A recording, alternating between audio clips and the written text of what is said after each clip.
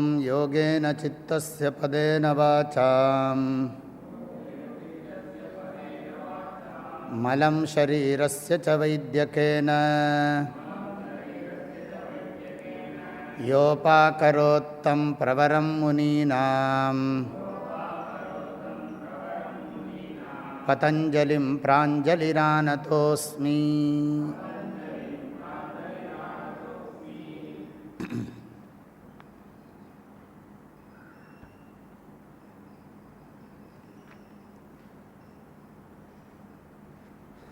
பதஞ்சலி யோக சூத்திரம் சாதன பாதம் 29வது சூத்திரம். யமநியமாசன பிராணாயாம பிரத்யாஹார தாரணாத்யான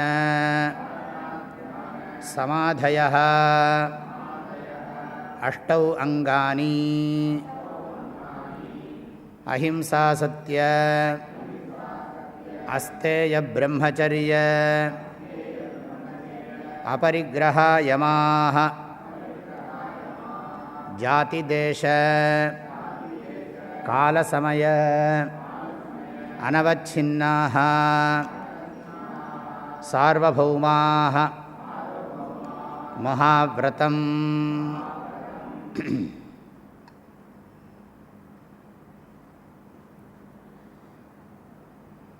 பகவான் பதஞ்சலி சமாதி அபியாசத்துக்கு உபாயம் உபதேசிக்கிறார்.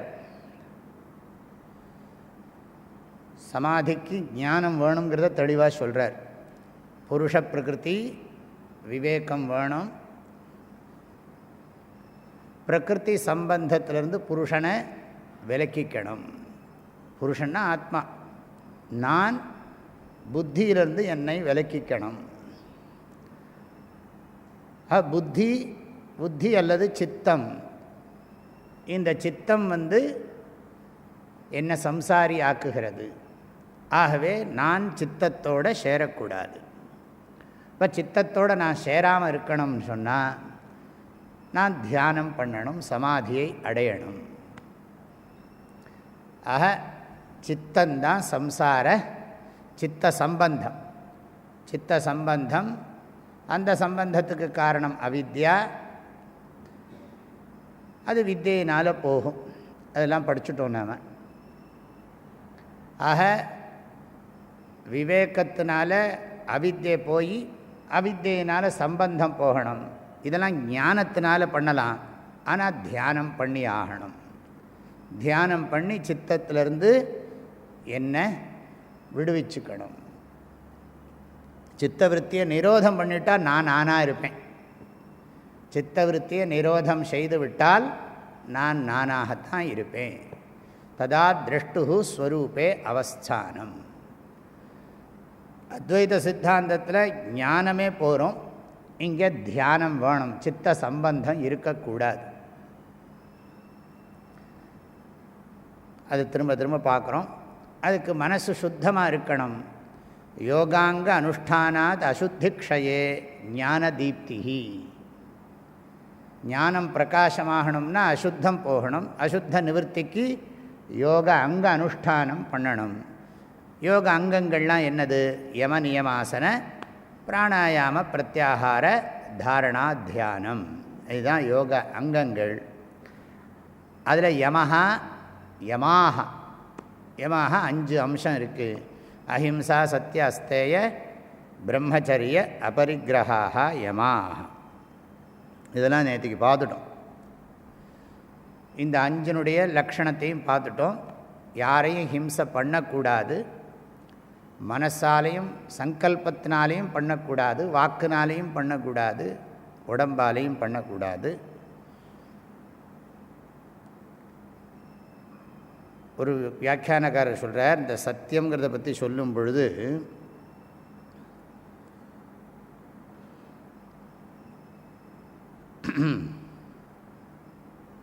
யோகிபிர்மத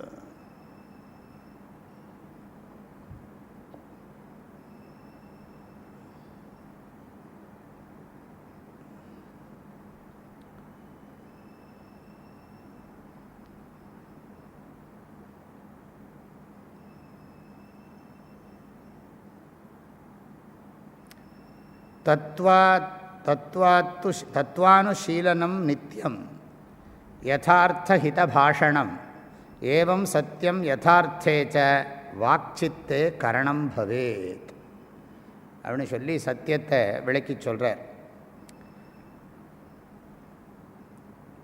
அதாவது பிரத்யக்ஷம், அனுமானம், சப்தம், சத்தியத்தை பற்றி கொஞ்சம் சொல்கிறேன், அவ்வளோதான், வேற ஒன்றும் இல்லை. சத்தியம்னா என்னங்கிறதுக்கு பார்த்ததை சொல்கிறது, அனுமானம் பண்ணி புரிஞ்சுன்றதையும் சொல்கிறது சத்தியங்கிறார். அனுமானத்தினால நமக்கு ஒரு கிளாரிட்டி இருந்ததுன்னா அதையும் சொல்லலாம், அது சத்தியம்தாங்கிறார். அப்புறம் பெரியவங்கள்ட்ட நம்ம எப்படி கேட்டிருக்கோமோ அப்படியே சொல்லணும், அதில் கொஞ்சம் கூட்டி குறைச்செல்லாம் சொல்லக்கூடாது, அதுவும் சத்தியங்கிறார். ஒருத்தர்கிட்ட விஷயத்தை கேட்டிருக்கோம்னு சொன்னால் அந்த விஷயத்தை அதனுடைய அந்த அர்த்தம் மாறாமல் சொல்லணும். சொல்கிறாங்க இல்லையா, ஒரு விஷயத்தை கம்யூனிகேட் பண்ணுறதுக்குள்ளே 10 பேர்கிட்ட போகிறதுக்குள்ளே மாறி போய்டுறது இந்த சப்ஜெக்டு. அதுக்கு என்ன கண்ணு காது மூக்கெல்லாம் வச்சு விட்றான், அப்படி இருக்கக்கூடாது. இந்த சத்தியத்துக்கு அவ்வளோலாம் நியமம் சொல்கிறாரு. அதாவது உள்ளதை சொல்லணும், அது ஹிதமாக சொல்லணும். அது மாத்திரம் இல்லை, இந்த ஜாடை காட்டுறதுல கூட இப்போ ஒருத்தர் சொல்கிற ஒரு பேஷண்ட் இருப்பான், பின்னாடி ஒருத்தன் வந்து என்னமோ கேட்குறோன்னே ஜாடை காட்டுறோம் பாருங்க, இவனுக்காக சொல்கிறேன் அப்படிங்கிற பண்ணுறோமோ, அதெல்லாம் பண்ணக்கூடாதுங்கிறார். ஆகார இங்கிதைரப்பி ந நிறுத்த அபிநயா, பொய்யை வந்து இந்த ஜாடை காட்டுறதுல கூட பொய் வரக்கூடாதுங்கிறார். விளையாட்டுக்காக கூட பொய் சொல்லக்கூடாதுன்னு சொல்கிறது உண்டு. ஆனால் இங்கே வந்து ஆகார இங்கிதைஹி அப்படி ந அனிருத்த அபிநயா கர்த்தவியா. அனிருத்த அபிநயம், இந்த பொய்யை வந்து அபிநயத்தினால சொல்கிறது. அவனுக்காக அப்படி சொன்னேன், உண்மை என்னென்னா இதுதான் அப்படின்னு பேசப்படாதான். அப்போ அவங்ககிட்ட ஒரு மாதிரி நம்மக்கிட்ட ஒரு மாதிரி பேசுறது, அதெல்லாம் கொஞ்சம் தவிர்க்கணும், நன்றாகவே தவிர்க்கணும். வாக்சித்தே கரணம் பவேத். அதாவது அதுதான் இதை சொல்கிறோம் இல்லையா, ரிக்வேத சாந்தி பாட்டத்தில் சொல்கிறோம், வாங் மே மனசி பிரதிஷ்டிதா மனோ மே வாச்சி பிரதிஷ்டிதம். வாக்கும் மனசும் ஒன்றா இருக்கிறதுக்கு பேர் தான் சத்தியம். வாக்கும் மனசும் காயமும் உடம்பும் சேர்ந்துருந்தால் அதுக்கு பேர் ஆர்ஜவம். ஆர்ஜவத்தில் ஒரு அம்சம் விட்டுவிட்டால் அது சத்தியமாயிடுது. மனசும் வாக்கும் காயமும் ஒன்றா இருந்தால் அதுக்கு பேர் ஆர்ஜவம். மனசும் வாக்கும் ஒன்றா இருந்தால் அதுக்கு பேர் சத்தியம். இதை ஞாபகம் வச்சுக்கணும். அது மாதிரி நிறைய விஷயங்கள் இருக்குது, இருந்தாலும் இதை மாத்திரம் கொஞ்சம் சொல்லணும்னு நினச்சேன். ஆக ஹிம்சை பண்ணக்கூடாது, பொய் பேசக்கூடாது, இன்னொருத்தருடைய பொருளை அபகரிக்கக்கூடாது, பிரம்மச்சரியத்தை அனுஷ்டிக்கணும். அப்புறம் பொருள்களை வைத்து கொள்ளக்கூடாது, அதிகமாக வைத்து கொள்ளக்கூடாது. யோகாபியாசத்துக்கு இதெல்லாம், யோகாபியாசம்னா என்ன, சமாதி அபியாசத்துக்கு இதெல்லாம் இடைஞ்சல். ஆகவே இதெல்லாம் விட்டுடணும். அதுக்கு ஒரு கண்டிஷன் இங்கே சொல்கிறார் 31ஆவது சூத்திரத்தில். இதெல்லாம் சில எக்ஸப்ஷன் ரூல்லாம் இருக்குது சாஸ்திரத்தில். ஹிம்சை பண்ணக்கூடாதுன்னா சில இடத்துல ஹிம்சை பண்ணலான்னு சொல்லியிருக்கு, சில ஜாதியை ஹிம்சை பண்ணலான்னு சொல்லியிருக்கு, சில இடத்துல ஹிம்சை பண்ணலான்னு சொல்லியிருக்கு, சில காலத்தில் ஹிம்சை பண்ணலான்னு சொல்லியிருக்கு, சில சமயத்தில் ஹிம்சை பண்ணலான்னு சொல்லியிருக்கு. அதே மாதிரி தான் மற்றதுக்கும் சில இடத்துல பொய் பேசலாம், சில பேர்கிட்ட பொய் பேசலாம், சில ஜாதிகிட்ட, சில இடத்துல பொய் பேசலாம், சில காலத்தில் பொய் பேசலாம், சில சிச்சுவேஷனில் பொய் பேசலாம். அதுக்கு டைம் எல்லாம் இருக்குது. அதே மாதிரி தான் எல்லாமே. அதை எல்லாத்தையும் சேர்த்து சொல்கிறார். ஜாதி தேச கால சமய அனவச்சின்னாக சார்வபௌமாக. யோக சாதனத்தை பண்ணக்கூடிய எல்லோருக்குமே இது அவசியம். எல்லா சார்வபௌமானா எல்லா ஜனங்கள்னு அர்த்தம், எல்லா ஜனங்கள், எல்லோருக்கும் பொதுவானவர் அப்படிங்கிற அர்த்தத்தில் சொல்கிறது உண்டு சார்வபௌம. இங்கே என்ன சொல்கிறார், ஜாதி சொன்னால் என்ன அர்த்தம்னா, பிராமணனை கொல்லக்கூடாது, மற்றவனை கொல்லலாம் சில இடங்களில் இப்படி இருக்கும். அப்படி இல்லை, யாரையுமே கொல்லக்கூடாது, எந்த ஜீவனையுமே எந்த சரீரத்தையுமே வதம் பண்ணக்கூடாது. தேசம்னா சில புண்ணிய காசி க்ஷேத்திரத்தில் பண்ணக்கூடாது, தீர்த்தத்தில் நதிக்கரையில் செய்யக்கூடாது, இந்த இடத்துல கொலை பண்ணக்கூடாது அப்படின்லாம் ரூல் இருக்குது. அதெல்லாம் அந்த மாதிரி இடத்த தவிர மற்ற இடத்துல பண்ணலாம். அப்புறம் காலம்னா என்னென்னா சதுர்தேசி அன்னைக்கு கொல்லப்படாது, அமாவாசை அன்னைக்கு கொல்லப்படாது, இப்படிலாம் கொலை பண்ணுறதுக்கு கூட காலங்கள்லாம் உண்டு. ஹிம்சை பண்ணுறது நம்ம எல்லாம் என்ன சொல்கிறோம், இது வெறும் காய்க்க கர்மா. ஆனால் அவர் அதுக்கு மேலே நம்ம எடுத்துக்கணும். எந்த இடத்துலையும் இன்றைக்கி பிளான் பண்ணி இந்த இடத்துல இந்த ஆளை மனசால் நீ நல்லா இல்லை நல்லா இருக்கக்கூடாதுன்னு சொல்லலாம் அப்படின்னு சொல்ல முடியாது. ஹிம்சைங்கிறத மூணாக சொல்லிட்டோம். மனசினால் பண்ணுற ஹிம்சை, வாக்குனால் பண்ணுற ஹிம்சை, உடம்பால் பண்ணுற ஹிம்சை. ஏன்னா மனசினால் பண்ணுற ஹிம்சை யாருக்கும் தெரியாது, வாக்குனால் பண்ணுற ஹிம்சை தெரியும், அந்த அதர் பார்ட்டிக்கும் தெரியும். நேராக நம்ம சொல்கிற வாக்குனால் சொல்கிற போது அவனுக்கு கஷ்டமாக இருக்கிறது தெரியும் நமக்கு.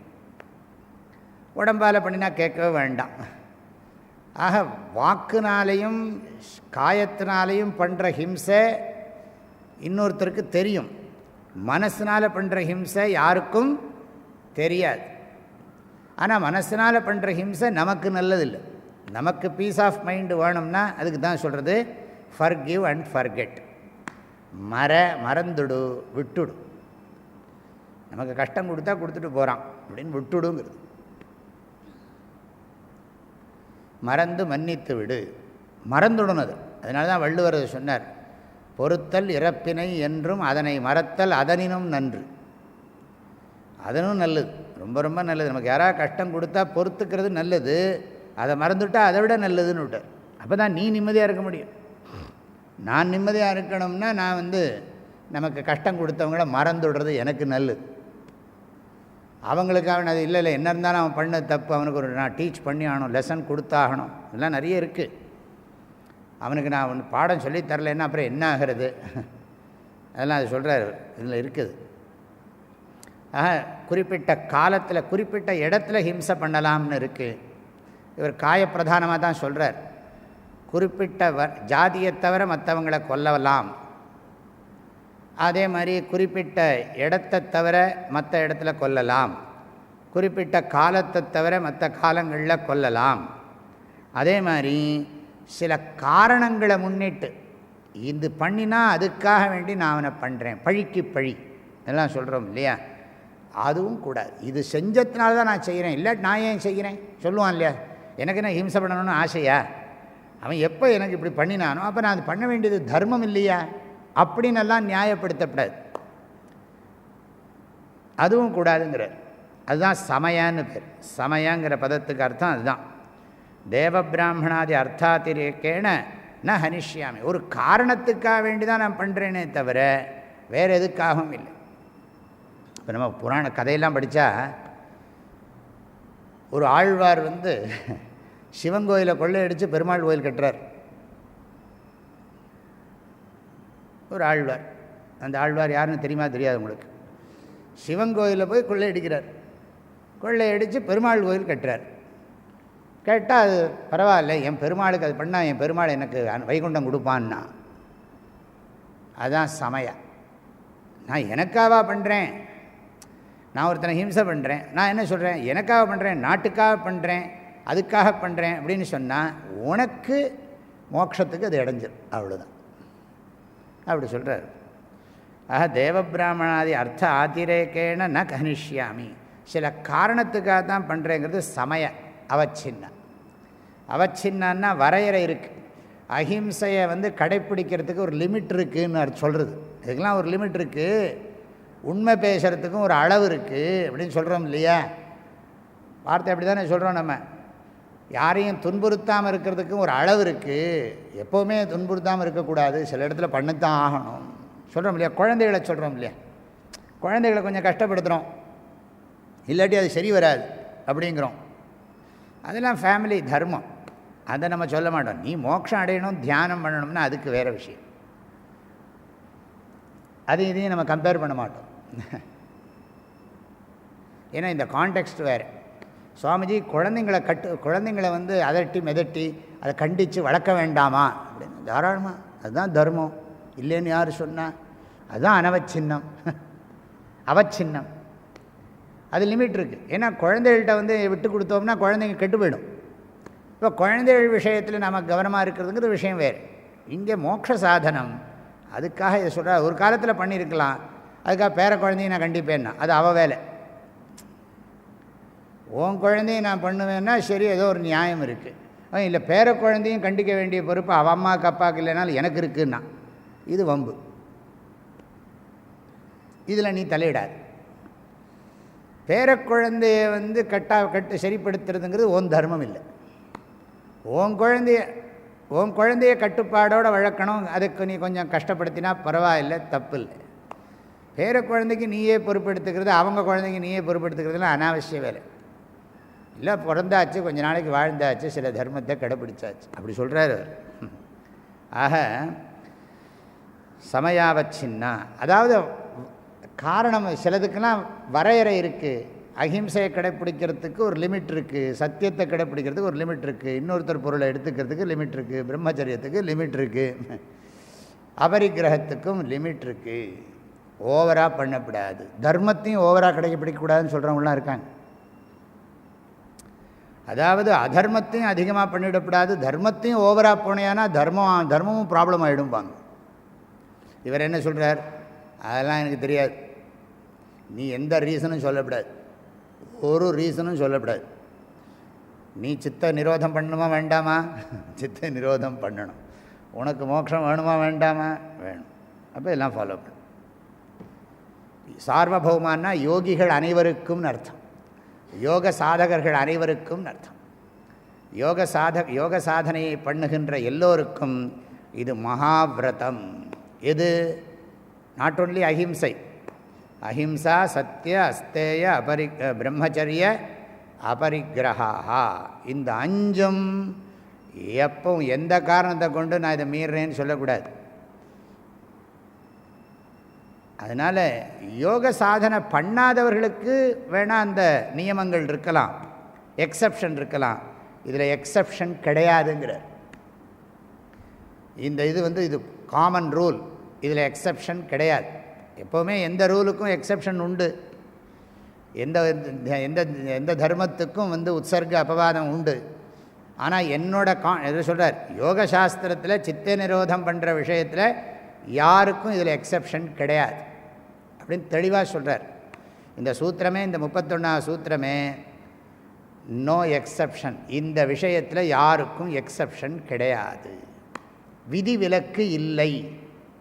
இந்த 5ஐயும் கடைப்பிடிப்பதில் யோக சாதகர்களுக்குள் விதிவிலக்கு கிடையாது. நான் பிராமண யோகி, நான் க்ஷத்ரிய யோகி, நீ யோகி, ஜாதியெலாம் இங்கே கொண்டு வராதுங்கிற. நீ இந்த வர்ணத்தில் சேர்ந்த யோகி, யோகின்னு சொல்லியாச்சுன்னா நீ எந்த வர்ணமாக இருந்தால் என்ன, வர்ணமெல்லாம் இங்கே முக்கியம் இல்லை. ஆக தேச கால, ஜாதி தேச கால சமய அனவச்சின்னாக ஏதேன்னு அர்த்தம். ஏதே யமாக ஜாதி தேச கால சமய அனவச்சின்னாக சார்வபௌமாக, எல்லா யோக சாதகர்களுக்கும் மகாவிரதம். இது சாதாரண விரதம் இல்லை, மகாவிரதம். இது அல்ப விரதம் இல்லை, மகாவிரதம். இதில் ஏதோ கொஞ்சம் ரிசர்வேஷன்லாம் கிடையாது, பூர்ண விரதம். இது பெரிய விரதம். இந்த விரதத்தை கடைப்பிடிக்கணும். இதனால் என்ன வந்தாலும் சரி அதை நீ இக்னோர் பண்ணணும். அதுதான் அவசரா பிராணி மாத்திரம் கொச்சிதப்பி கதாச்சிதப்பி கஸ்யாபி கிருத்தேகம் ந ஹனிஷ்யாமி. ஆக இந்த இதுதான் புஷ்கலம்ங்கிறார். அப்போ தான் இந்த வேல்யூ எல்லாம் முழுமையானதாகும். இல்லாட்டி இது முழுமையல்லாத பண்புகளாகிவிடும் அப்படிங்கிறார். ஆக இது மகாவிரதம். இது எதுக்கு இந்த சூத்திரம் சொல்லியிருக்காருன்னா, இந்த யமம் ரொம்ப ரொம்ப முக்கியங்கிற. இதெல்லாம் நீ பண்ணவே கூடாது, இதெல்லாம் டோன்ட்ஸ். எந்த காரணத்தை கொண்டும் இதெல்லாம் நீ செய்யக்கூடாது. செஞ்சையான அது யோகத்துக்கு இடைஞ்சலாயிடும். எல்லாத்தையும் நீங்கள் போட்டுக்கணும். சத்தியத்தையும் இப்படி போட்டுக்கணும். சத்தியத்துக்கும் இந்த ஜாதி தேச கால சமய இது இருக்குது. அதே மாதிரி அஸ்தேயத்துக்கும் இருக்குது. அதே மாதிரி பிரம்மச்சரியத்துக்கும் இருக்குது. அதே மாதிரி அபரிக்கிரகத்துக்கும் இருக்குங்கிறத புரிஞ்சுக்கணும். இனி நியமத்தை பற்றி பார்க்க போகிறோம். சௌச்ச சந்தோஷ தபஸ்வாத்தியாய ஈஸ்வர பிரணிதானானி நியமாக. சௌச்ச சந்தோஷ தபஸ்வாத்தியாய ஈஸ்வர பிரணிதானானி நியமாக. எதெல்லாம் விளக்கணும்னு சொல்லிவிட்டார், எதெல்லாம் செய்யணுங்கிறத இப்போ தெளிவாக சொல்கிறார். இதெல்லாம் நீ செஞ்சு தான் ஆகணும், இதெல்லாம் நீ செய்யாமல் இருந்து தான் ஆகணும், இதெல்லாம் நீ செஞ்சு தான் ஆகணும். யோகிக்கு இதெல்லாம் விதிகள். இது முன்னாடி சொன்னது நிஷேதங்கள். எதெல்லாம் செய்யக்கூடாதுன்னு சொல்லியாச்சு, இதெல்லாம் செய்யணும்னு சொல்கிறார். செய்யாததுலேயும் கவனமாக இருக்கணும், செய்யக்கூடாததுலேயும் கவனமாக இருக்கணும், செய்ய வேண்டியதுலேயும் கவனமாக இருக்கணும். செய்தக்க அல்ல செய்யக்கடும், செய்தக்க செய்யாமையாலும் கெடும். செய்தக்க அல்ல செய்யக்கடும்னா என்ன அர்த்தம்? செய்ய வேண்டியதை தப்பாக செஞ்சால் கெட்டு போயிடும்னு அர்த்தம். செய்தக்க செய்யாமையாலும் கெடும்னா என்ன அர்த்தம்? செய்ய வேண்டியதை செய்யாமல் போனாலும் விட்டு போயிடும், கெட்டு போயிடும் இந்த காரியம். செய்ய வேண்டியதை செய்யலைனாலும் காரியம் கெட்டு போயிடும், செய்ய வேண்டியதை தப்பாக செஞ்சாலும் காரியம் கெட்டு போயிடும். ஆக செய்ய வேண்டியதை சரியாக செய்யணும், செய்ய வேண்டியதை செய்யாமல் இருக்கக்கூடாது. மாதே சங்கோஸ்துவகர்மணி. அதில் செய்ய வேண்டியதை செய்யாமையும் இருக்கக்கூடாது. இதில் என்னெல்லாம் சொல்கிறார்? சௌச்ச சந்தோஷ தப ஸ்வாத்தியாய ஈஸ்வர பிரணிதானானி. இதுக்கு பேர் நியமாக. முதல்ல சொன்னதுக்கு யமான்னு சொன்னதுக்கு என்ன அர்த்தம் சொன்னோம்? யமயந்தி நிஷித்த கர்மபியா நிவர்த்தயந்தி யமயந்தி இது யமாக. நிஷித்த கர்மங்களிலிருந்து விலக்குவதால், செய்யக்கூடாதவற்றை விலக்குவதால் யமஹா என்று பெயர். யமாகான்னு பன்மையில் சொன்னோம். இங்கே என்ன சொல்கிறார்னா, செய்ய வேண்டியதை செய்யணும். ஜன்மஹேத்தூன் காமிய தர்மாத் நிவர்த்திய. சதாசிவ பிரம்மேந்திராவோட வியாக்கியானம். ஜன்மத்துக்கு ஹேத்துவான காமிய தர்மங்கிறார். காமிய கர்மா பண்ணினா மறுபிறப்பு உண்டுங்கிறத தெளிவாக சொல்கிறாங்க சாஸ்திரத்தில். யாரெல்லாம் காமிய கர்மா பண்ணுறானோ அவனுக்கு புனர்ஜன்மா உண்டு. ஆகையினால் என்ன பண்ணுறதுன்னா, ஜன்மஹேத்துன்னு காமிய தர்மானு நிவர்த்திய, ஜன்மத்துக்கு காரணமான காமிய தர்மங்களை எல்லாம் விட்டுட்டு, அதனால தான் பகவத்கீதையில் பகவான் சொன்னார், மா கர்ம ஃபலஹேதுர்பூஹு. கர்ம ஃபலஹேத்துன்னா ஜன்மா. பலனை விரும்பி பண்ணினா பலனை அனுபவிக்கிறதுக்கு பிறக்கணும். இப்போ விரும்பி வைப்போம், என்றைக்கோ ஜென்மா வந்து சேரும். அதனால தான் வேண்டாங்கிறார். ஜன்மஹேத்துன்னு காமிய தர்மாத்து நிவர்த்திய, அதுலேருந்து விடுவிச்சு மோக்ஷஹேதௌ நிஷ்காமே தர்மே, மோக்ஷத்துக்கு காரணமான நிஷ்காம தர்மத்தில் நியமயந்தி பிரேரயந்தி இது நியமாக. நியமத்துக்கு லக்ஷணம். அதாவது ஜன்மத்துக்கு காரணமான காமிய கர்மத்திலேருந்து நம்மளை ரிலீவ் பண்ணி மோக்ஷத்துக்கு காரணமான நிஷ்காம தர்மத்தில் நம்மளை எது ஈடுபடுத்துகிறதோ அதுக்கு பேர் நியமங்கள்ங்கிறார். நியமாக. அதான் இதில் வந்து பிரேரை, இதை பண்ணுன்னு சொல்கிறது. அது என்னது? சௌச்சம். சௌச்சம்னா பியூரிட்டி, சுத்தம்னு அர்த்தம். சுச்சிஹி. நம்ம புஸ்தகங்கள்லாம் சௌச்ச நிர்ணயம்னே பெருசாக எழுதி வச்சுருக்காங்க. இந்த சௌச்சந்தான் பெருசு. இந்த மடி ஆச்சாரம்லாம் சொல்கிறோமே, எல்லாம் இந்த சௌச்சத்தில் தான் உட்காந்துருக்கு. இது ஹைஜீன் எல்லாம் வேறு பாஷையில் சொன்னாலும் சரி, எல்லாம் சௌச்சம், சுச்சிஹி, சுத்தம்னு அர்த்தம். ஆச்சார கோவையெல்லாம் இதைத்தான் நிறைய சொல்லியிருக்கு. என்ன எச்சல்னால் என்னெல்லாம் எச்சல் இருக்குது, அந்த எச்சலை எப்படி க்ளீன் பண்ணணும், இப்படிலாம் படித்தோமே. ஆச்சார கோவையில் படிச்சிருக்கோம். சௌச்சம்னா சுத்தம். என்னதுன்னா மிருஜலாபியாம் பாஹ்யமல நிவர்த்தி. எல்லாம் அந்த காலத்திலாம் மண் சலித்து வச்சுப்பாங்க. இப்போ எல்லாம் மட் பாத் எல்லாம் வச்சுருக்காங்களே, அதெல்லாம் மண்ணை சலித்து வச்சுக்கிறது. திருப்பராயத்துலேயே நாங்கள்லாம் போனபோது மண் தான், சட்டி சட்டியாக மண் இருக்கும். மண்ணில் தான் கையை தேய்ச்சி கழுவணும். இன்றைக்கும் அப்படி தான் இருக்கோன்னு தெரியாது. ஆக மண் ஜலம், அதனால் அது எத்தனை தடவை அதில் உருண்டை உருட்டி வேறு வைப்பாங்க. அதெல்லாம் இது பண்ணி அது ஒன்று ஒன்றுக்கு கணக்கெல்லாம் இருக்குது. அதுக்கெல்லாம் மந்திரங்கள்லாம் உண்டு. வெறும் மண் மாத்திரம் இல்லை, இந்த மண்ணை வச்சுட்டு அதுக்கு மந்திரம், மிருத்திகா சூக்தம்னே ஒரு சூக்தமே இருக்குது. மண்ணுக்குன்னே ஒரு வேத மந்திரம் இருக்குது.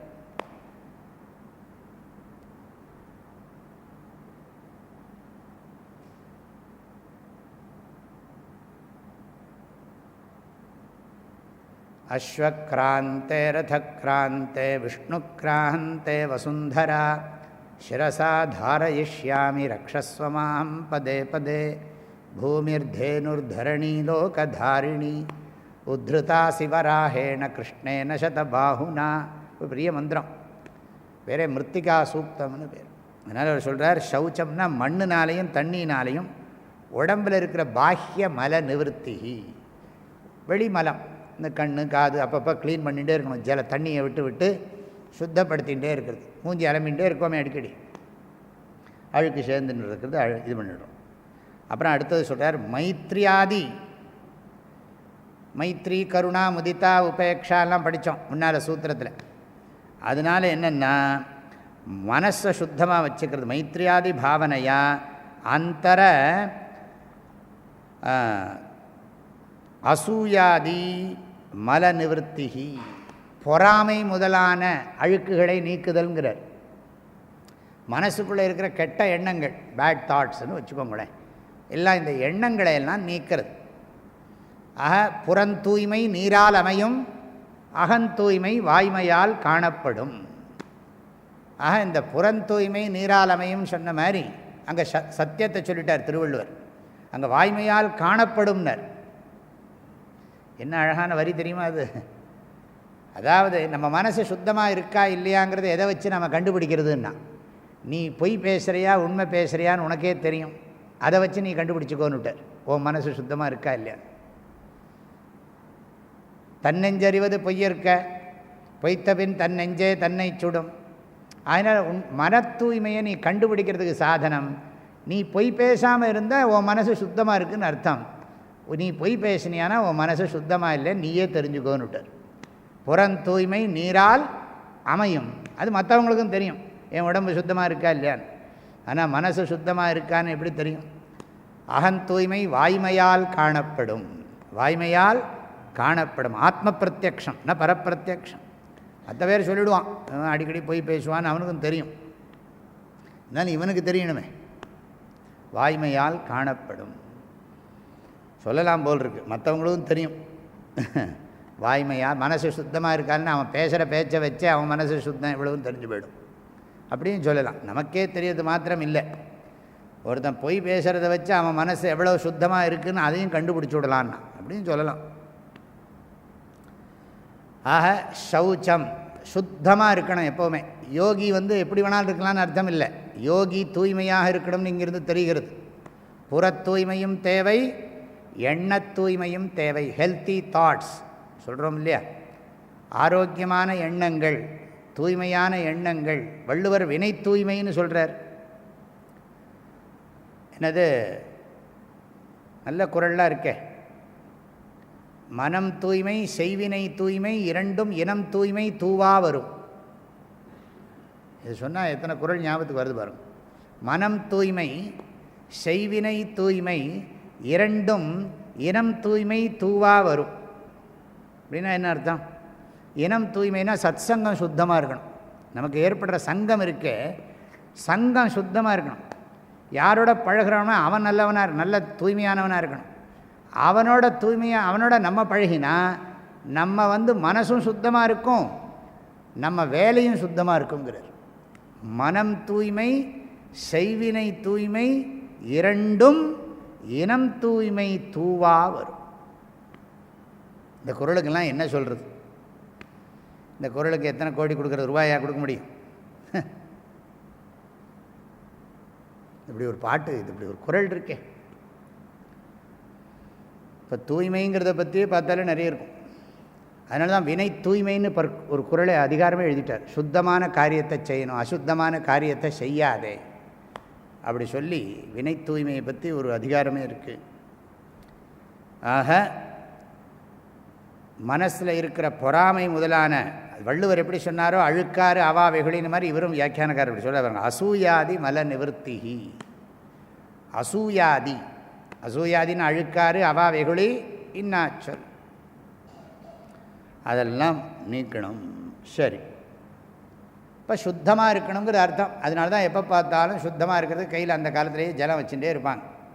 ஏதாவது ஒரு கெட்ட எண்ணம் வந்துடுத்துனா கூட கிழக்க பார்த்து உட்கார்ந்து உடனே 3 தடவை ஜலத்தை குடித்து 4 தடவை ஆத்ம தத்துவம் சோதயாமி, வித்யா தத்துவம் சோதயாமி, சிவ தத்துவம் சோதயாமி, சர்வ தத்துவம் சோதயாமி அப்படிலாம் சொல்லி எல்லாத்தையும் சுத்தம் பண்ணிண்டு அதுக்கப்புறம் தானே பண்ணுறோம் கர்மா. அப்புறம் வந்து தியானம் பண்ணுவாங்க. பகவானே இந்த மாதிரி எண்ணங்கள்லாம் ஏதோ பூர்வ சம்ஸ்காரத்தினால வந்துடுத்து, இதெல்லாம் நீக்கி எனக்கு அனுகிரகம் பண்ணுன்னு சொல்லி அது உட்காந்து பிரார்த்தனை பண்ணுவாங்க. தீய எண்ணங்கள் வந்தால் அதை நீங்கணும்னு சொல்லி பிரார்த்தனை பண்ணுறதெல்லாம் நமக்கு சிஸ்டம் இருக்குது. அதனால் தான் எப்போ பார்த்தாலும் ஆச்சமனம் பண்ணுறது அதுக்கு தான். இறைவன் நாமத்தை சொல்லி பண்ணுறது. சில பேர் என்ன பண்ணுவாங்கன்னா அச்சுதாய நமஹ, அனந்தாய நமஹ, கோவிந்தாய நமஹ இப்படி சொல்லி சரீரத்தை தொடருது பகவன் நாமாவை சொல்லி. இல்லாட்டி சில பேர் ரிக்வேதாய ஸ்வாஹா, யஜுர்வேதாய ஸ்வாஹா, சாமவேதாய ஸ்வாஹா, அதருண வேதாய ஸ்வாஹா அப்படி சொல்லி வேதங்களை நினைச்சாலே இந்த வேதத்தினுடைய சுத்தமெல்லாம் வந்துடும். இப்படியெல்லாம் ஆச்சமனம்னே விதியே வச்சுருக்காங்க. உள்ளே வந்து ஜலத்தை சாப்பிட்டா உள்ளுக்குள்ளே இருக்கிற எண்ணமெல்லாம் கழுவப்பட்டதாக பாவனை.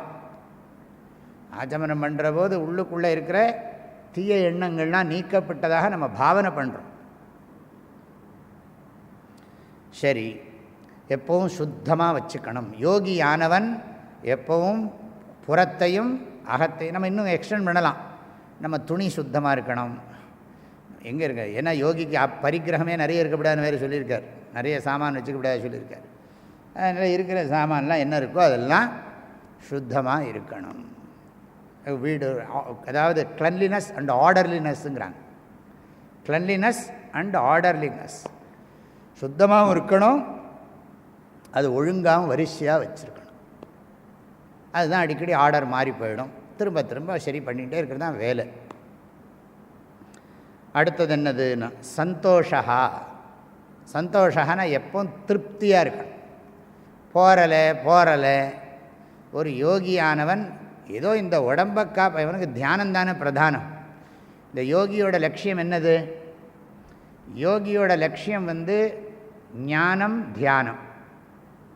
அதுதான் அவனோட லட்சியம். அதை முன்னிட்டு தான் இவன் வாழ்கிறான். இந்த வாழ்க்கையின் குறிக்கோள் எனக்கு ஞானம் பெறுவதும் தியானம் பண்ணுவதும் தானே தவிர வேறு ஒன்றும் எனக்கு கிடையாது லட்சியம். ஞானமும் தியானமுமே என்னுடைய லட்சியம். அப்போ அவன் என்ன பண்ணணும்னா, என்ன இருக்கோ சந்தோஷம். ஃபுட்டு சரியில்லை, ஏதாவது எப்போ பார்த்தாலும் கமெண்ட் பண்ணிகிட்டே இருக்கோம் இல்லையா? நிறைய பேருக்கு சாப்பாடே இல்லை, நமக்கு சாப்பாடு சரியில்லை, நிறைய அபிப்பிராயமே அதில் தான் வரும். சாப்பாடு சரியில்லை, இவன் உப்பு கூட போட்டான், குறைச்சி போட்டான், அதை பண்ணிட்டான், அதை பண்ணிட்டான், திருப்தியே கிடையாது. நம்ம தனியாக பண்ணிட்டாலும் திருப்தி இருக்கா? நானே எல்லாம் பண்ணிகிட்டு இருக்க வேண்டியிருக்கு, அதுவும் அவஸ்தையாக இருக்குது. சரி, அது இருக்கிறத அட்ஜஸ்ட் பண்ணிக்கணும், அதுவும் முடியாது. இப்போ என்ன தான் பண்ணணும்னா, நான் நினைக்கிற மாதிரி வரணும்னா ஒன்றும் நடக்காது. பிரம்மலோகத்தில் கூட நடக்காது, எந்த லோகத்துலையும் அது நடக்காது. நம்ம இருக்கிறதுல நமக்கு இருக்கிற ஆரோக்கியத்தில் திருப்தி இருக்கணும். எனக்கு இப்படி ஆகிடுத்த, இப்போ இந்த வயசுக்கு அப்புறம் தான் இதெல்லாம் புரியுறது. இது முன்னாடியே புரிஞ்சிருந்தால் நன்னா இருந்திருக்குமே. இப்போவாது புரிஞ்சுது, சந்தோஷமாக இருக்கு, திருப்தியாக இருக்கிற ஆரோக்கியத்தில் திருப்தி இருக்கணும். நமக்கு இருக்கிற வஸ்திரம், நமக்கு இருக்கிற உணவு, நமக்கு இருக்கிற ஏற்பாடு, அதில் நமக்கு ஒரு திருப்தி இருக்கணும். நம்ம அதிருப்தியோடு இருக்கிறது மாத்திரமில்லை, அதிருப்தியை பரப்புறது. அவன் ஆமான்னு சொல்கிறதுக்கு 4 பேர் இருக்கான். அது இடத்த தேடி போய் எல்லாம் சொல்கிறது எல்லாம் நிறைய நடக்குது. நல்ல சந்தோஷமாக இருக்கணும், திருப்தி இருக்கணும். என்ன பகவான் நமக்கு கொடுத்துருக்காரோ அதில் திருப்தியாக இருக்கணும். அது ஒரு குணம். யதா லாப பரிதுஷ்டிஹி, எதிர்ச்சா லாப சந்துஷ்டா. எப்பவும் திருப்தியோடு இருக்கணும். ஒரு மனசுக்குள்ளே ஒரு குறையோடையே இருக்கக்கூடாது, குறை உணர்வு இருக்கக்கூடாது. எனக்கு இறைவன் இந்த உடம்புக்கு என்ன தேவையோ அதை கொடுத்துருக்கிறார், எனக்கு அதில் இன்னும் அதிகமாக போனால் அதுக்கு முடிவே கிடையாது. இதுக்கெல்லாம் எங்கே முடிவு இருக்குது? எவ்வளோ கம்ஃபர்டபுளாக இருந்தாலும் போராது. ஆக இருக்கிறதுல திருப்தியாக இருக்கணும். எப்படி வேணாலும் வரும்.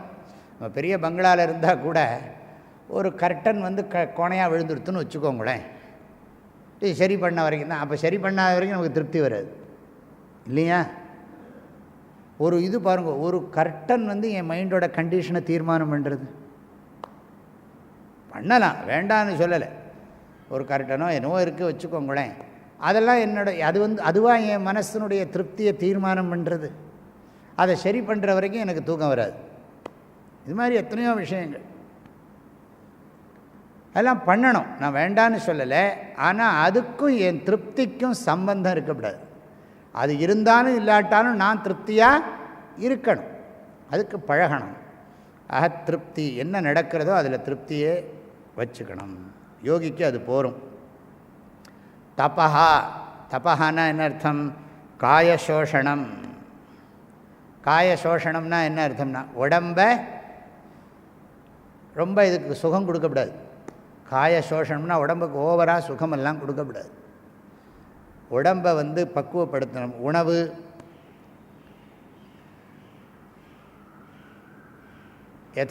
யதாசாஸ்திரம் காயக்லேஷா தபஹா. உடம்பை வருத்திக்கிறது, நாமளாக விரும்பி வருத்திக்கிறது. வேணும்னே கொஞ்சம் ஃபேனை ஆஃப் பண்ணிவிடுறது ஒரு மணி நேரத்துக்கு. ஃபேன் நல்லா இருக்கும், கரண்ட்லாம் இருக்கும், வேணும்னே ஒரு மணி நேரம் ஆஃப் பண்ணிவிட்டு இல்லாமல் இருந்தால் எப்படி இருக்குன்னு பார்க்குறது. அது இல்லாமல் நம்மளால் வாழ முடியாதா என்ன? ஒரு மணி நேரம் வெறுமனே விசிறிக்கிறது. விசிறிண்டா இன்னும் சௌரியமாக இருக்குது, கைக்கு எக்ஸசைஸ் ஆச்சு. எத்தனை நேரம் விசிறு? இந்த கையில் விசிறுனா இந்த கையில் விசிறு, அப்புறம் இதில் எத்தனை நேரம் விசிறு? இதில் வீசு. ரெண்டு கைக்கு நல்ல எக்ஸசைஸ் ஆச்சே, தப்பா என்ன? இல்லை இங்கெல்லாம் இங்கே வீசுனா இங்கே போலேன்னா இங்கே வீசு, இப்படி வீசு, இல்லை இப்படி எடுத்து இப்படி வீசிக்கோ, கைக்கு நல்ல எக்ஸசைஸ் தானே, இப்படி இப்படி இப்படிலாம் வீசி பாருங்க பார்ப்போம். அப்படி சொகுசு பண்ணி பண்ணி தான் இப்போ என்னென்னா கையை தூக்க முடியறதில்ல, ஃப்ளெக்சிபிலிட்டியே போயிடுறது, விசிறிக்க கூட சக்தி இல்லை. எல்லோரும் இங்கே சொல்கிறாங்க இல்லையா, வித்யாபீட்டத்தில் ஃபேன் போடுங்களேன்னா, நான் போட மாட்டேன், என் பீரியடில் நடக்காது. எல்லாருக்கும் விசிறி தான். அது பல காரணங்கள் இருக்குது. இப்போ எதுக்கு ஃபேன் போடுவானே? ஃபுல்லாக ஏசி பண்ணிவிட்டால் ரொம்ப நல்லாயிருக்கும். கம்ப்ளீட்டாக ஃபுல்லாகவே ஏசியே பண்ணிவிட்டா ரொம்ப கம்ஃபர்டபுளாக இருக்குன்னு கூட சொல்லலாம். அதெல்லாம் இல்லை. சிலதெல்லாம் நான் சொல்கிறேன், இதுவே விசிறிக்கணுமா, இப்போ விசிறிக்கணுமான்னா விசிறிக்கிறது ஒரு பெரிய விஷயமாகிடுது. இப்போ காயக்லேஷா. அதனால தான் உபனிஷத்து என்ன சொல்லியிருக்குன்னா, உடம்பை அதாவது உடம்பு செத்தும் போயிடப்படாது, அழிஞ்சும் போயிடப்படாது, அதே சமயம் உடம்புக்கு ரொம்ப சுகமும் கொடுக்கப்படாது. அதுக்கு தான் அவர் சொல்கிறார் தபஹா. தபஸ்ன்னு சொன்னால் உடம்பை நியாயமாக வருத்திக்கிறது. யதாசாஸ்திரம் தபஹா. இவங்க ஜெயின்ஸ் எல்லாம் ரொம்ப கடுமையாக தபஸ் பண்ணுவாங்க, அதெல்லாம் சாஸ்திரம் ஒத்துக்கிறதில்ல. கீதையிலையும் பகவான் சொல்கிறார் அதெல்லாம் கோர தபஸுங்கிறார், அதெல்லாம் பண்ணக்கூடாதுங்கிறார். நம்ம வெய்ய காலத்தில் மே மாதத்தில் பாறையில் வெறும் உடம்போடு படுத்துக்கிறதெல்லாம் பண்ணுறாங்க, உடம்பெல்லாம் கரிஞ்சு போயிடும்.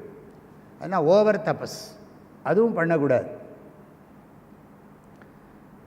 ஆக சில மாதங்களில் பருப்பு சாப்பிடக்கூடாது. சாதுர்மாச விரதத்துலாம் இருக்குது, 15 நாளைக்கு காய்கறி சாப்பிட, ஒரு மாதத்துக்கு 4 மாதம் கணக்கு. ஒரு மாதம் காய்கறி சாப்பிடக்கூடாது, ஒரு மாதம் பால் சாப்பிடக்கூடாது, ஒரு மாதம் தயிர் சாப்பிடக்கூடாது, ஒரு மாதம் பருப்பு சாப்பிடக்கூடாது. அதெல்லாம் சேர்ந்து தான், அதில் சேர்ந்தது தான்.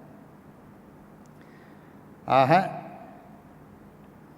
ஷரீர சோஷணம் ஷரீர விதினோக்தேன மார்கேண கிருச்ர சாந்திராயணாதிபிஹி ஷரீரசோஷணம் பிராஹு தாபசாஸ்தப உத்தமம்.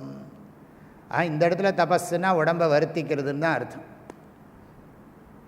அது நீங்கள் என்ன வேணாலும் சேர்த்துக்கலாம். வாயை திறக்காம மௌனமாக இருக்கிறது அதெல்லாம் கூட சேர்த்துக்கலாம். ஆனால் இந்த கான்டெக்ஸ்டில் உடம்புக்கு ஓவர் கம்ஃபர்ட்ஸ் கொடுக்கக்கூடாது, அதிகமான சுகத்தை கொடுக்கக்கூடாது. அதுக்கு எது வேணுமோ அதை கொடுக்கணும். அளவுக்கு மீறி அதை உடம்பை சுகத்துக்கு பழக்கிடக்கூடாது. அப்பப்போ இதை என்ன பண்ணணும்னா அந்த சுகத்தை பழக்காமல் இருக்கிறதுக்காக தான் ஏகாதசி அன்னைக்கு சாப்பிடாமல் இருக்கிறது.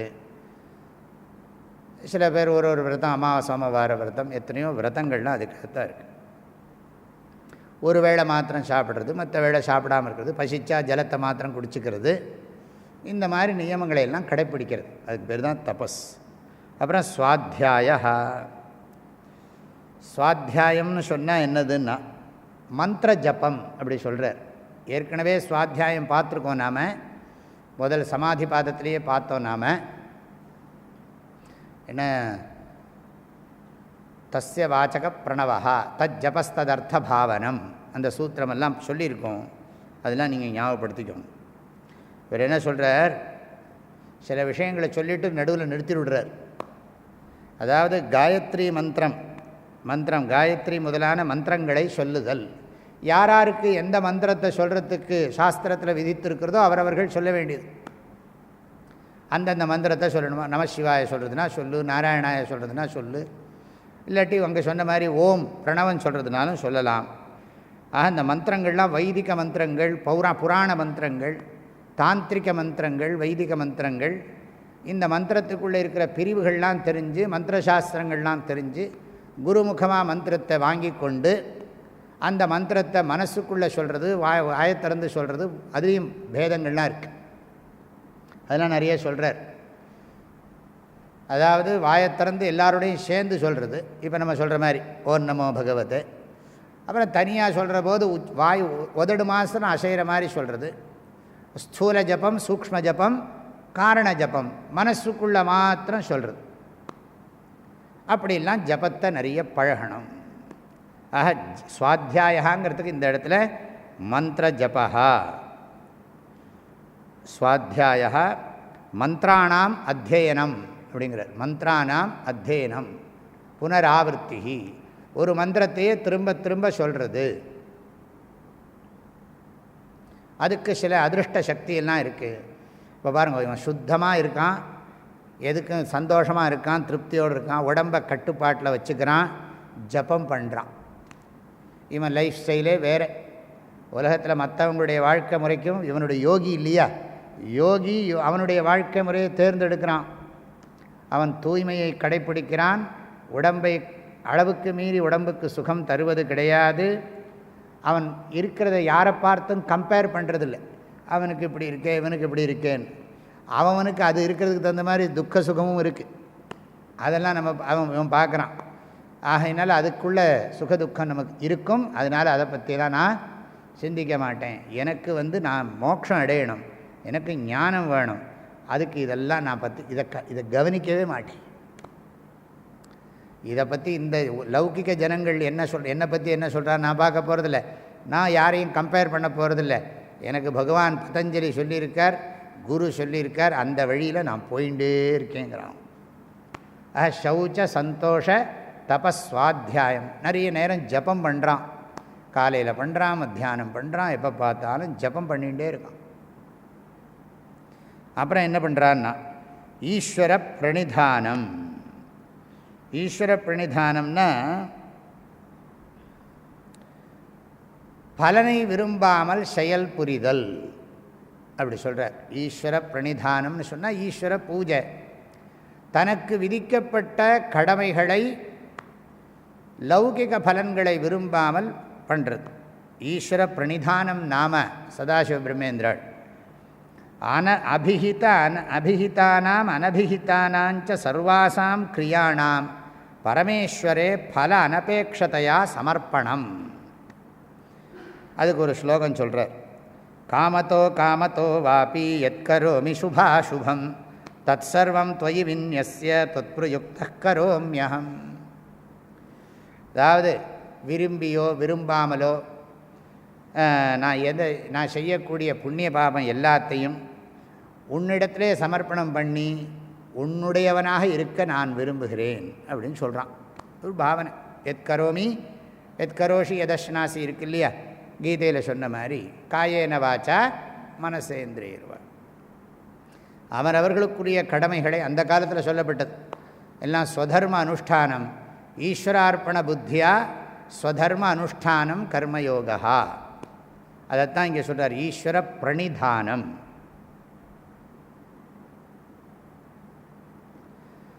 ஈஸ்வர பூஜை இல்லாட்டி நீங்கள் சிம்பிளாக இன்னொரு அர்த்தம் வச்சுக்கலாம். வேறு ஒன்று, யோகி என்ன பண்ண போகிறான், ஜபம் பண்ண போகிறான். இவன் பிக்ஷை வாங்கி சாப்பிட்றான்னு வச்சுக்கோங்க. இவனுக்குன்னு ஸ்வதர்மம் இல்லைன்னு வச்சுக்கோங்க. இவன் என்ன பண்ணுவான், பிக்ஷை வாங்கி சாப்பிடுவான், ஈஸ்வரனுக்கு ஏதோ சின்ன பூஜை பண்ணுவானா இருக்கும். ஒரு மனசுக்குள்ளேயே மானச பூஜை பண்ணலாம். ஈஸ்வர பிரணிதானம் இதெல்லாம் மனசில் இருக்கிற அசுத்தியை நீக்கிறதுக்கு சாதனம்னு படிச்சுட்டோம். யோகாங்கானாம் அசுத்தி யோகாங்க அனுஷ்டானாத் அசுத்தி க்ஷயே ஞானதீப்தி ஆவிவேக்கியாத்தே. அந்த சூத்திரத்தை மறக்கப்படாது. அது மாத்திரமில்லை, இந்த இடத்துல கொஞ்சம் ஒரு வார்த்தை சொல்கிறார் சதாசிவ பிரம்மேந்திராள். இந்த கமெண்ட்ரியில் ஒரு சொல்கிறார், ஈஸ்வர பூஜை பண்ணுற போது காமியத்தை வச்சுக்கப்படாது அப்படிங்கிறார். அதுக்கு ஒரு கொஞ்சம் கடினமான ஒரு உதாரணம் சொல்கிறார். அதாவது நீ பண்ணுற கர்மாவில் காமிய பிரார்த்தனை இருந்ததானால் அது நாய் வாய் வச்ச பாயசத்தை சாப்பிட்றதுக்கு சமானம் அப்படிங்கிறார். ஒரு வார்த்தையை சொல்லிவிட்டார். அபி பிரயத்ன சம்பன்னம் காமேனோபகதம் தபா நதுஷ்டயே மகேஷஸ்ய ஸ்வலீடமிவ பாயசம். நாய் நக்கின பாயசத்துக்கு சமானம். அதனால் காமியத்தை விடுங்கிறார். அதனால தான் பகவானும் கீதையில் சொன்னார், காமியானாம் கர்மணாம் நியாசம் சந்நியாசம் கவயோ விதுஹு. இல்லை, காமிய கர்மத்தை விடணும். ஜென்மத்துக்கு காரணமான காமிய கர்மத்தை விடணும். இந்த ஈஸ்வர பிரணிதான் இதையும் நம்ம தராதரம் பார்க்கலாம். இதுலேயும் மத்தியமன், மந்தமன், மந்தன், உத்தமன்லாம் பிரிக்கலாம். அல்ல ஸ்வதர்மமோ இல்லை சிம்பிளாக ஒருத்தன் என்ன பண்ணுறான், கடமைகளை செய்கிறான், அதை ஈஸ்வரார்ப்பண புத்தியோடு பண்ணுறான், அப்படி வச்சுக்கலாம். இல்லை, இவன் கடமைகளே இவனுக்கு இல்லை, தனியாக போயிட்டான், யோக சாதனங்களை அபியாசம் பண்ணுறான், ஏதோ சிம்பிள் பூஜை பண்ணுறான், பெருசாக அதுக்கெல்லாம் சாமான்கள்லாம் சேர்த்துக்கிறது இல்லை. ஏகப்பட்ட சாமானை சேர்த்துனா அதை மெயின்டைன் பண்ணணுமே, பரிகிரகம் ஆகிடும் பழையபடியும். பூஜை சாமான்னா கேட்கணுமா, பூஜைக்கு வேண்டிய சாமான்கள்லாம் பரிகிரகம்னு சொன்னால் அதெல்லாம் இதெல்லாம் வந்துவிடுமே. அது வந்துடும். அப்புறம் நமக்கு ஹெல்ப் பண்ணுறதுக்கு 2 ஆள் வேணும், சந்தனம் அரைக்கிறதுக்கு ஒருத்தன் வேணும், பூவுக்கு ஒருத்தன் வேணும். இல்லை, யார் பண்ணுறது? தியானத்துக்கு இதெல்லாம் விக்னங்கள். அதனால் இதெல்லாம் விட்டுடுவோம். ஆக சௌச்சாதீனி பஞ்ச நியமாக சௌச்ச சந்தோஷ தபஸ்வாத்தியாய ஈஸ்வர பிரணிதானானி நியமாக. இதெல்லாம் ஞாபகம் வச்சுக்கணும் எப்பவுமே. இது ரொம்ப முக்கியம். அஷ்டாங்க யோகத்தில் இதை சொல்லுவோம். கீதையில் இது வரும்.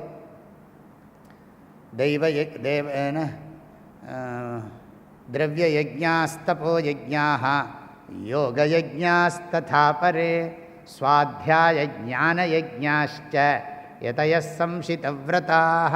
இது யோக யஜ்ஞம்.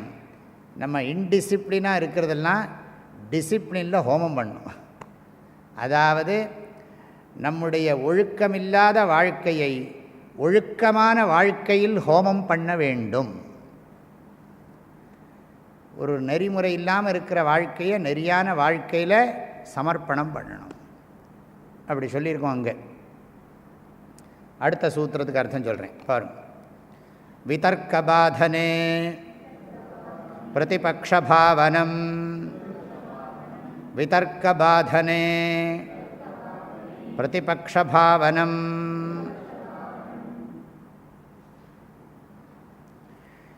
எல்லாம் சொல்லலாம். அவர் சொல்கிறார், அப்பப்போ நம்ம விரதங்கள்லாம் பங்கமாகும். அது தெரிய ஒத்துக்கிட்டு இருக்காங்க. நம்ம என்ன சங்கல்பம் பண்ணுவோம், கொஞ்ச நேரம் கழித்து நம்ம சுபாவம் விடுமா, வாசனை விடாது. அப்போ வந்ததுன்னு சொன்னால் நீ திரும்ப திரும்ப இதை சரி பண்ணிக்கணுங்கிறார். ப்ராப்ளம் வருங்கிறத ஒத்துக்கிறார். எப்படி கீதையில் பகவான் சொன்னார் இல்லையா, அசம்சயம் மகாபாஹோ மனோ துர்நிகிரகம் சலம் அபியாசேன து கௌந்தேய வைராக்கியேனச்ச கிரஹ்யத்தை சொன்னார் இல்லையா, அதே தான் இங்கேயும் சொல்கிறார். விதர்க்க பாதனே பிரதிபக்ஷ பாவனம்.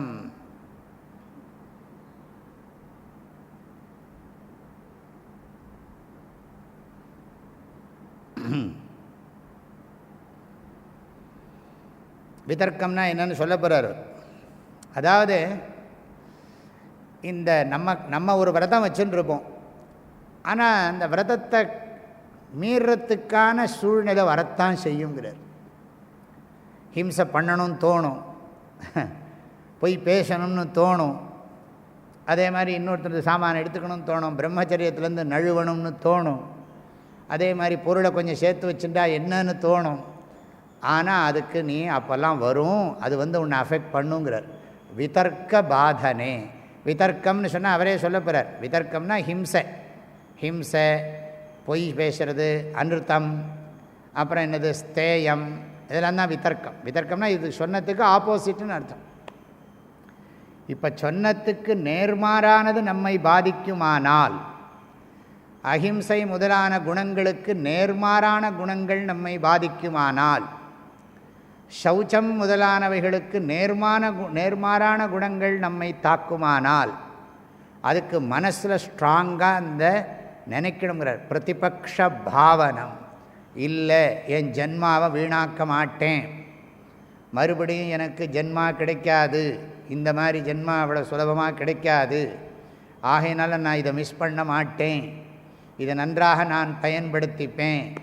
ஆட்டோ சஜஷன் சொல்கிறோம் இல்லையா, அதுதான் பிரதிபக்ஷ பாவனம்.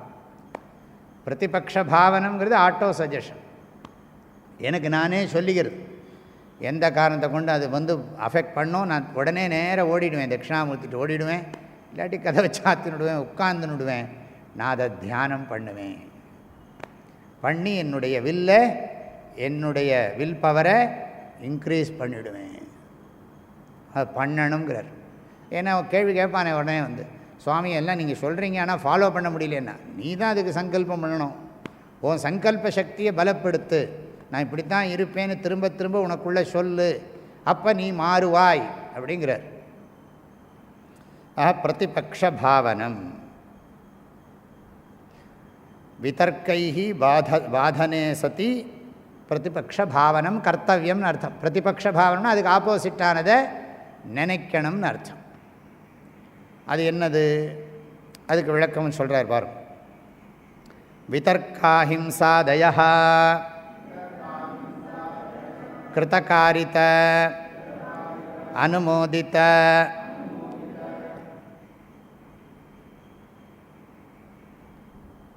அனுமோதிதா லோபக்ரோத மோகபூர்வகா மிருதுமத்ய அதிமாத்ரா துக்காஜ்ஞான அனந்தபலா இதி பிரதிபக்ஷபாவனம். விதர்க்காஹிம்சாதயः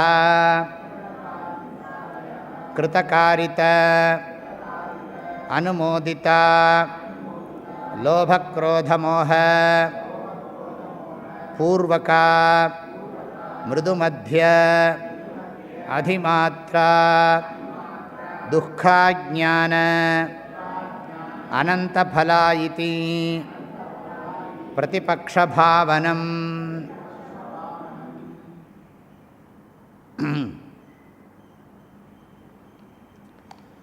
விதர்க்காகனா என்ன அர்த்தம்? ஹிம்சாதயா.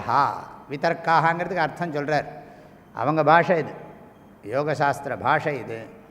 விதர்க்காக, விதர்க்காகனா என்ன அர்த்தம்? ஹிம்சாதயா. விதர்க்காங்கிறதுக்கு ஆப்போசிட்னு அர்த்தம். அஹிம்சைக்கு பிரதியோகி தர்க்க பாஷையில் சொன்னால் அஹிம்சாதய பிரதியோகி அப்படிம்போம். இது ரொம்ப டெக்னிக்கல், அதெல்லாம் நமக்கு கொஞ்சம் கடினம். அது பிரதியோகி அப்பிரதியோகி பேசிகிட்டே இருப்பாங்க. பிரதியோகினா எதிர்த்ததுன்னு அர்த்தம், எதிர்ன்னு அர்த்தம். பிரதியோகினா நீங்கள் வேறு ஏதோ புதுசாக ஒரு யோகின்லாம் அர்த்தம் பண்ணக்கூடாது. பிரதியோகினா ஆப்போசிட். தர்க்கசாஸ்திரத்தில் பிரதியோகி அப்படின்னு சொன்னால் எதிர்னு அர்த்தம், எதிரானதுன்னு அர்த்தம். பிரதியோகி சப்தாக அப்படின்னா என்ன அர்த்தம்? எதிர் சொற்கள் அப்படின்னு அர்த்தம். அது மாதிரி இங்கே விதர்க்க சப்தத்துக்கு என்ன அர்த்தம்னா அஹிம்சை முதலானத்துக்கெல்லாம் பிரதியோகின்னு அர்த்தம். அவர் அந்த வார்த்தையை போடலை. அவர் அதுக்காக என்ன சொல்கிறார்? ஹிம்சாதயா. அவரே விளக்கம் சொல்லிடுறார். விதர்க்காங்கிற சப்தத்துக்கு அர்த்தம் என்ன? விதர்க்கா இஸ் ஈக்குவல் டு ஹிம்சாதயா. அந்த ஹிம்சாதயாங்கிறது 3 விதமாக இருக்கான்.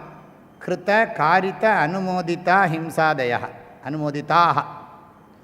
கிருத்தன்னு என்ன அர்த்தம்? நாமளே பண்ணுற ஹிம்சை, இன்னொருத்த மூலமாக பண்ணுறது, நீ அவனை ஹிம்சை பண்ணுன்னு தூண்டி விடுறது. கிருத்த, காரித்த, ஆளை வச்சு அடிக்கிறது, நாமளே டைரெக்டாக அடிக்கிறது, ஆளை வச்சு அடிக்கிறது, இல்லாட்டி நாமளே நேரடியாக திட்டுறது, இல்லாட்டி ஆளை வச்சு திட்டுறது, இதெல்லாம் நடக்கிறது இல்லையா உலகத்தில், பார்த்துட்டு தானே இருக்கும். அப்புறம் என்னென்னா அனுமோதித்தாங்கிறார். இன்னொன்று, நீ அவனை பண்ணினது, ஹிம்சை பண்ணினது சரிதான் அப்படின்னு சொல்கிறோம் இல்லையா, அது அனுமோதித்தா, சந்தோஷப்படுறது. நல்லா பண்ணினேன், கொடுத்த பார் ஒரு கொடு அப்படின்னு சொல்கிறான் இல்லையா.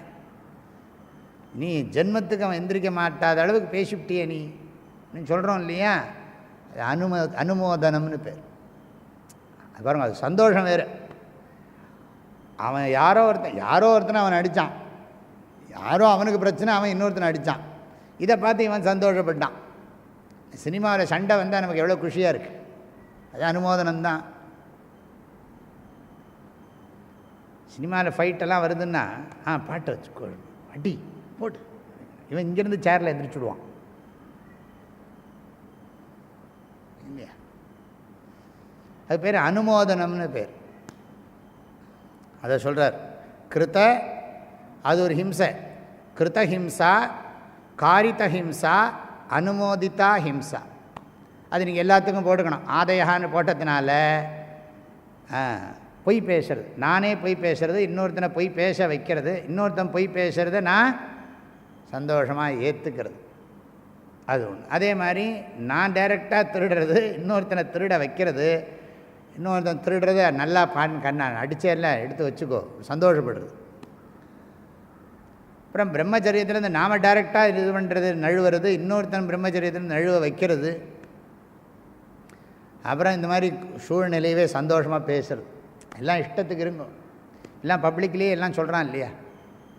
நாங்கள் வந்து சென்னையில் பப்ளிக் பிளேஸில் நாங்கள் வந்து ஒருத்தரை இது பண்ணிப்போம், எல்லோரும் கிஸ் கொடுப்போம் அப்படின்னு சொல்கிறான். உடனே எல்லோரும் சண்டைக்கு போகிறான். இது என்ன விவஸ்தையே இல்லாமல் போயிடுது, கல்ச்சரே இல்லைன்னு சண்டைக்கு போகிறான் அவன் தான். உடனே மீடியாக்காரன் வரான், உடனே அதெல்லாம் பிடிச்சி போடுறான். இப்போ டிவியிலலாம் வருது. இந்த பொண்களும் ஆண்களும் பேசுது, தைரியமாக பேசுகிறாங்க. ஏன் இதெல்லாம் என்ன தப்பு அப்படிங்கிறாங்க அவங்க. இது கிருத்த, காரித்த, அனுமோதித்தா எல்லாம் அந்த காலத்திலே சொல்லியிருக்குது. எல்லாம் பண்ணுறதை என்கரேஜ் பண்ணுறது. அனுமோதித்தான்னு அர்த்தம் என்கரேஜ் பண்ணுறது. கல்ச்சரை வயலேட் பண்ணுறதை என்கரேஜ் பண்ணுறது. அதுக்கு ஒரு குரூப் இருக்குது, வயலேட் பண்ணட்டும். இதெல்லாம் ரிலீஜன் பேரில் வந்து இதெல்லாம் வந்து ஓவராக சப்ரஸ் பண்ணுறாங்க எல்லாரையும் அப்படி சொல்லுவான். நீ ஓவராக எக்ஸ்ப்ரெஸ் பண்ணு.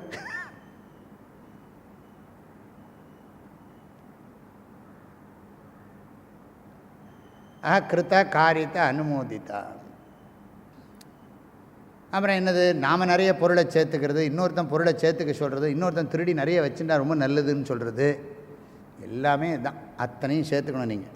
கிருத்த, காரித்த, அனுமோதித்தா. அப்புறம் என்னதுன்னா இதில் 3 வருமா. லோப, குரோத, மோக பூர்வகா 3ஆக பிரிக்கிறார். லோப, குரோத பிரிக்கிறார். இது எத்தனை வகையாக, அதாவது இது எப்படி வளர்ந்துட்டே போகுங்கிறார். ஹிம்சை பண்ணுறதுங்கிறது நீ மாத்திரம் ஹிம்சை பண்ணுறதில்லை, நீ ஹிம்சை பண்ணுறதையும் நீ அதை அக்செப்ட் பண்ணிப்ப. அது மாத்திரமில்லை, இன்னொருத்தனையும் ஹிம்சை பண்ண வைப்ப. யார் ஹிம்சை பண்ணினாலும் அதை என்கரேஜ் பண்ணுவேன்னா. இப்போ அப்படி தான் டெரரிசம்ங்கிறது அப்படி தானே இருக்குது. ஹிம்சையை வந்து டெரரிஸ்ட்டுக்கு சப்போர்ட் பண்ணுறவங்களாம் என்ன பண்ணுறாங்க, டெரரிசத்துக்கு சப்போர்ட் பண்ணுற குரூப் இருக்குது. அதெல்லாம் அப்படி தான் சொல்லுங்க. அதனால என்ன ஆகும்னா, ஒருத்தனுக்கு ஒருத்தன் என்ன ஆகும்னா, லோப, குரோத, மோகம் புத்தியே யூஸ் பண்ண மாட்டான், கோபம் அதிகமாக இருக்கும், ஒருத்தனுக்கு ஒருத்தன் சுருட்டிகிட்டே இருப்பான், இதெல்லாம் இருக்கும். அதுலேயும் லெவல் இருக்குமா சொல்கிறாங்க இல்லையா, இந்த போட்டிருப்பாங்க மிருது மத்திய அதிமாத்திரா. சில பேர் வாயை திறக்க மாட்டான், திறந்தான் அளவாக பேசுவான், மிதவாதின்னு பேர். அவன் பேர் மிதவாதி. மிதவாதின்னா என்ன அர்த்தம்? நீங்கள் சொல்கிறதும் சரி தான், அவன் சொல்கிறதும் சரி தான், பிரகஸ்தனை மாதிரி மிதவாதி. அப்புறம் என்னதுன்னா தீவிரவாதி, அப்புறம் உக்ரவாதி. தீவிரவாதி வேறு, உக்ரவாதி வேறு. உக்ரவாதிங்கிறவன் ஹிம்சை பண்ணுவான், தீவிரவாதிங்கிறவன் கொஞ்சம் அடிப்பான், காயப்படுத்துவான், ஆளை கொல்ல மாட்டான். உக்ரவாதி என்ன பண்ணுவான்னா ஆளையே கொன்னுடுவான். மிதவாதி, அவாதி. ஒருத்தன் வாயை திறக்க நமக்கு எதுக்கு சார் வம்பு அப்படின்னு பேசாமல் இருக்கிறது. சிலதெல்லாம் வாயை திறப்பாங்க, உளவாக பேசிட்டு நிறுத்திப்பான், கொஞ்சம் அதிகமாக பேசுவான். சில பேர் என்னென்னா இவன்லாம் இருக்கவே விடாது, நான் அழிச்சே தீரணும்னு தீவிரவாதம் வந்துடும். அதுலேயும் மிருது மத்தியம அதிமாத்திரா. அதிமாத்திரான்னா என்ன அர்த்தம்? ஓவர்னு அர்த்தம், அதிகமான அர்த்தம். இதுக்கெல்லாம் என்ன பலன் கிடைக்கும்னா துக்கம் ஜாஸ்தியாகும், அறியாமல் வளரும். அது மாத்திரம் இல்லை, துன்பத்துக்கு முடிவே இருக்காது. அறியாமைக்கும் துன்பத்துக்கும் எல்லையில்லாத ஒரு தன்மை போயிட்டே இருக்கும். இது பிரதிபக்ஷ பாவனம். அதாவது சுருக்கமாக சொன்னால், இந்த யமத்தையும் நியமத்தையும் நாம் கடைப்பிடிக்கலைன்னா, அதாவது எதெல்லாம் விளக்கணுமோ அதை விளக்கலைன்னா, எதெல்லாம் கொள்ளணுமோ கடைப்பிடிக்கணுமோ அதை கடைப்பிடிக்கலைன்னா, அதனால் வர்ற தீமையை ஆழமாக நினச்சி பார்க்குறதுக்கு பேர் பிரதிபக்ஷ பாவனம். தீமையை நினச்சி பார்க்குறது.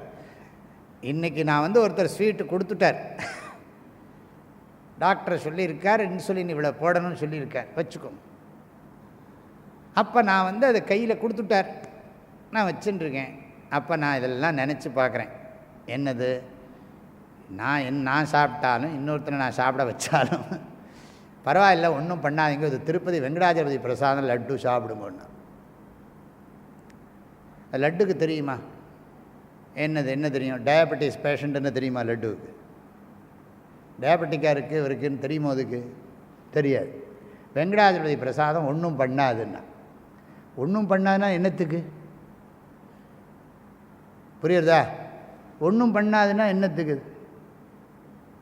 ஏதாவது பண்ணணும்ப்பா, பண்ணாது என்னத்துக்கு? இல்லை சுவாமி, இதை சாப்பிட்டா உங்களுக்கு நிறைய மனசுக்கு இன்னும் நல்லா பாடம் சொல்லலாம், உங்களுக்கு நல்ல புத்தி வேலை செய்யும். அப்படி வேலை செய்யுமா? இருக்கிற புத்தி மங்கி போயிடும்.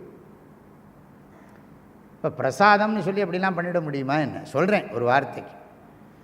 அப்போ அதை நினச்சி பார்க்கணும், இதை சாப்பிட்டா என்னாகும், அப்புறம் கூடினா உள்ளுக்குள்ளே என்னாகும், கண்ணெல்லாம் டிஸ்டர்ப் ஆகும், அப்புறம் புஸ்தகம் படிக்க முடியாது, படிக்க முடியலன்னா பாடம் மனசை யோசிக்க முடியாது, யோசிக்கலைன்னா கிளாஸ் எடுக்க முடியாது. அதனால் வேண்டாம். தியாகே நைக்கே அமிர்தத்வமா நசுஹு இதுன்னு விட்டால் பரவாயில்லையே. அதுதான் பிரதிபக்ஷ பாவனை. புரியுறதா?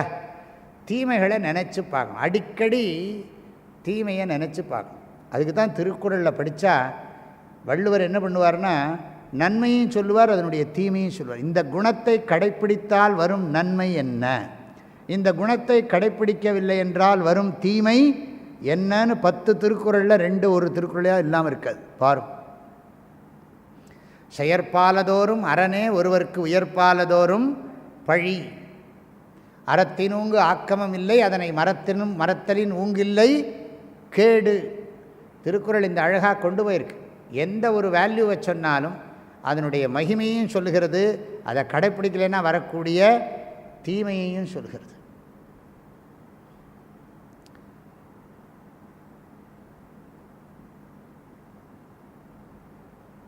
ஆக இதை பற்றி இன்னும் விளக்கமாக நாளைக்கு சிந்தனை பண்ணுவோம். இந்த அளவில் நான் இதை பூர்த்தி பண்ணுறேன் இன்றைக்கு வகுப்பை. ஹரி ஓம். ஓம் யோகேன சித்தஸ்ய பதேன வாசாம் மலம் ஷரீரஸ்ய ச வைத்யகேன யோபாகரோத்தம் பிரவரம் முனீனாம் பதஞ்சலிம் பிராஞ்சலிரானதோஸ்மி. ஐயனே எனதுள்ளே நின்று அனந்த ஜன்மங்களாண்ட மெய்யனே உபதேசிக்க வெளிவந்த குருவே போற்றி. உய்யவே முக்தி நல்கும் உதவிக்கோர் உதவினாயேன் செய்யுமாறொன்றும் காணேன் திருவடி போற்றி போற்றி. மூர்த்தியெல்லாம் வாழி எங்கள் மோன குருவாழி அருள் வார்த்தை என்றும் வாழி அன்பர் வாழி பராபரமே. ஓம் சாந்தி ஷாந்தி ஷாந்தி. ஹரி ஓம். ஆதிகுருநாத ஸ்வாமிகி.